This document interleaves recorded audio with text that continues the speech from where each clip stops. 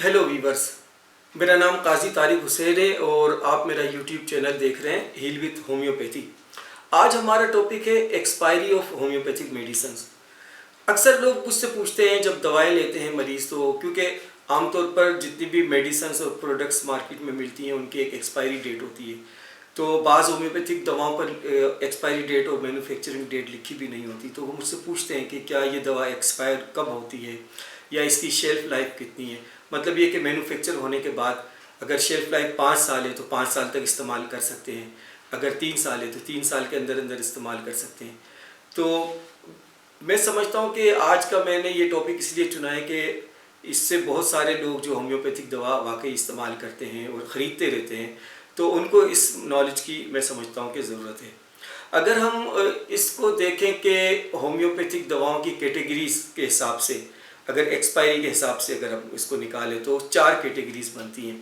सबसे पहले हम बात करते हैं इसके अंदर होम्योपैथिक पेटेंट मेडिसिन्स की, क्योंकि आजकल भरमार है होम्योपैथिक पेटेंट मेडिसिन्स की। जिस तरह एलोपैथिक पेटेंट मेडिसिन्स आ रही हैं मार्केट में, तो इस तरीके से होम्योपैथिक पेटेंट मेडिसिन्स भी आ रही हैं। अपार्ट फ्रॉम दिस के मेरी उसके बारे में क्या राय है, मैं आपको सिर्फ उसकी यहाँ पर एक्सपायरी डेट के बारे में बताऊँगा। इसके अंदर बहुत सारे सिरप्स हैं, बहुत सारी क्रीम्स हैं, ऑयल्स हैं, जैसे हेयर ऑयल है, मालिश का तेल वगैरह आता है, फेस की क्रीम आती है, जैसे सोप आते हैं एक्ने पिंपल्स के लिए, शैम्पू आते हैं और बहुत बेशुमार चीज़ें आजकल मार्केट में मिल रही हैं। यकीनन इन सब प्रोडक्ट्स की कोई ना कोई एक्सपायरी डेट ज़रूर होगी, और अगर आप ऐसी कोई प्रोडक्ट लेते हैं तो आप इसमें देख लें, चेक कर लें। अगर एक्सपायरी डेट नहीं है तो इस किस्म की कोई प्रोडक्ट आपको नहीं लेनी चाहिए, और अगर एक्सपायरी डेट है तो आप ये देख लें कि आप ये जो ले रहे हैं तो ये एक्सपायर तो नहीं हो गई है या अनकरीब तो एक्सपायर ना होने वाली है, तो आपके पास सफिशिएंट टाइम हो कि आप उसके अंदर उसको यूज़ कर सकें। अब हम जिस कैटेगरी पर बात करेंगे वो है ट्राइचुरेशन। ट्राइचुरेशन में बहुत सारी होम्योपैथिक दवाएं बनती हैं। ये गोलियों की शक्ल में होती हैं, सॉलिड मतलब लिक्विड नहीं होता, सॉलिड गोलियां होती हैं और वाइट कलर के अंदर होती हैं। ये शुगर ऑफ मिल्क से बनती हैं। शुगर ऑफ मिल्क का मतलब ये कि या तो ये गोट मिल्क से बनती है या ये शीप के मिल्क से बनती हैं। और हमारे पास 12 सॉल्ट्स रेमेडी होती हैं बायोकेमिक की, वो ज़्यादातर इसी मतलब के उसमें बनती हैं। ट्राइचुरेशन के अंदर ये तकरीबन 3x से लेकर तो 200x तक की इसमें रेंज मिलती है। बहुत सारी होम्योपैथिक दवाएं भी हमारे पास ये ट्राइचुरेशन में बनती हैं। ये होम्योपैथिक दवाएं भी 1x से लेकर 200x तक में अक्सर मिल जाती हैं मार्केट में इस रेंज के अंदर। तो इनका जो शेल्फ लाइफ है वो 5 साल तक है, मतलब मैन्युफैक्चर होने के बाद 5 साल के अंदर अंदर तक उनको इस्तेमाल हो जाना चाहिए। 5 साल के बाद जो है वो इस्तेमाल नहीं करना चाहिए, चाहे उसकी कंडीशन कितनी अच्छी क्यों ना हो, उसको फिर आप ज़ाय कर दें। और अगर ऐसा होता है बाज़ औक़ात की दवाओं को प्रॉपर तरीके से नहीं रखा जाता तो वो वक्त से पहले भी ख़राब हो जाती हैं। और अगर उसकी निशानी है कि ये जो वाइट कलर की गोलियां हैं, या अगर अपना कलर चेंज कर लें, ज़्यादातर मैंने देखा है कि बिल्कुल लाइट येलो कलर की हो जाती हैं।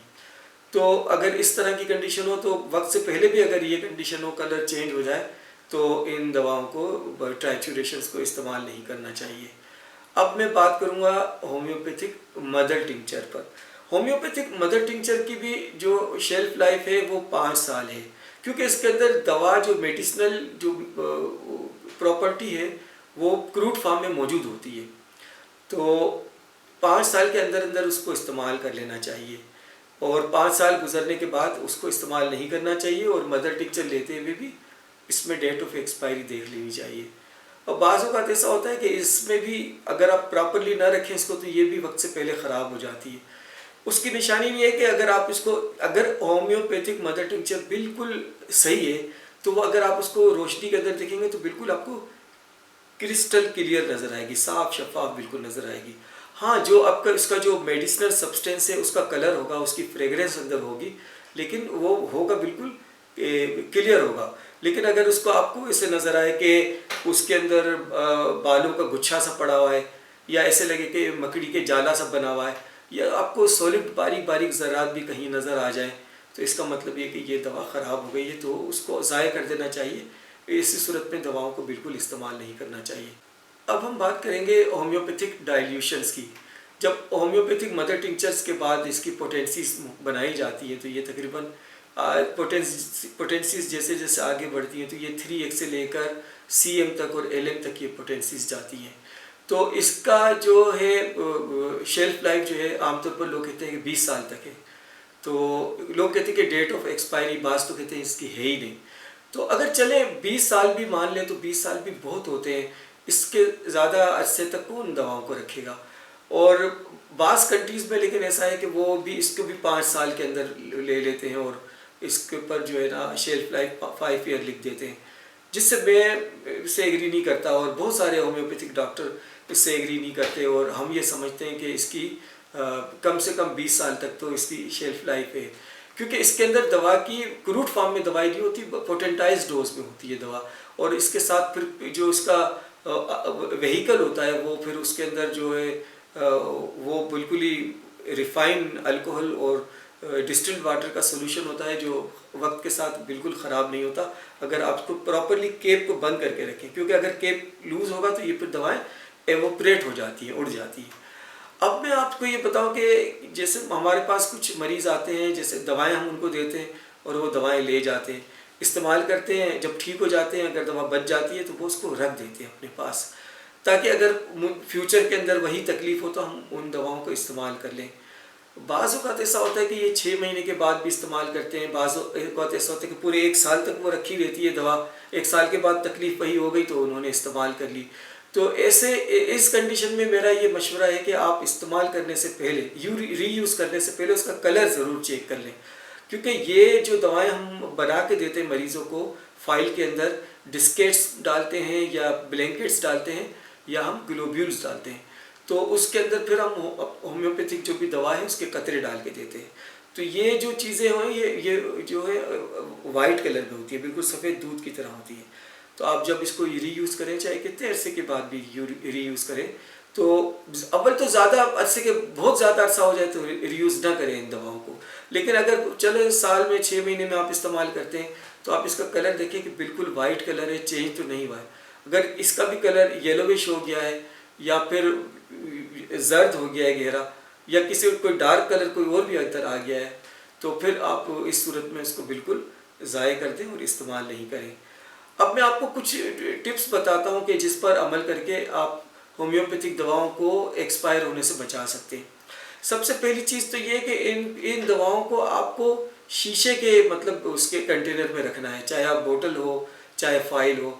तो होम्योपैथिक दवाओं को शीशे के मतलब उसमें कंटेनर में रखें और इसको प्रॉपरली उसका ढक्कन उसको बिल्कुल सील इसको करें आप, एयर टाइट होना चाहिए, क्योंकि अगर एयर टाइट नहीं होगा तो आपके इन्वायरमेंट में जो भी पोल्यूशन है, जो भी कंटामिनेशन है वो अंदर जाएगी और जो है दवा को नुकसान पहुंचा सकती है।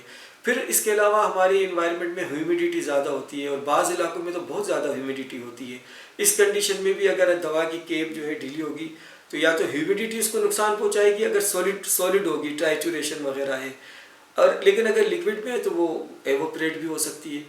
तो इसलिए उसको बहुत ही ज़्यादा एयर टाइट करके रखें। फिर कोशिश करें कि उसको डार्केस्ट प्लेस पे रखें, अगर घर में कहीं रखते हैं तो उस जगह पे रखें जो darkest place of the house है। इसके लिए बेहतर ये कि अगर लकड़ी का कोई संदूक है या लकड़ी की अलमारी है, लकड़ी की ड्रार्स है, आप उसके अंदर रखें और ऐसी जगह पे ना रखें जहाँ पर सूरज की रोशनी पड़ती है। सनरेज अगर होम्योपैथिक दवा पर पड़ेगी तो होम्योपैथिक दवा ख़राब हो जाएगी। इसके अलावा जो बहुत वो चीज़ें हैं जिसके अंदर खुशबू ज़्यादा होती है, तो जैसे इत्र है, जैसे परफ्यूम्स वगैरह हैं, और भी बहुत सारी ऐसी चीज़ें होती हैं, सब्सटेंसेस होते हैं जिसके अंदर बहुत ज़्यादा हाईली मतलब स्मेल होती है उसके अंदर, तो फिर उससे होम्योपैथिक दवाओं को दूर रखा जाता है। क्योंकि अगर आप उसके साथ भी रखेंगे तो ये होम्योपैथिक दवाएं माइट के ये पॉसिबिलिटी है कि उस पर उसकी एफिकेसी कम हो जाए या बिल्कुल ख़त्म हो जाए। इसके अलावा आप इन दवाओं को फ्रिज के अंदर नहीं रखें और इसको आप रूम टेम्परेचर में रखें तो ज़्यादा बेहतर है। तो ये कुछ टिप्स थे जो मैंने आपको दिए होम्योपैथिक दवाओं को के एक्सपायरी के मुतालिक या किस तरीके से उसको प्रिजर्व किया जाता है।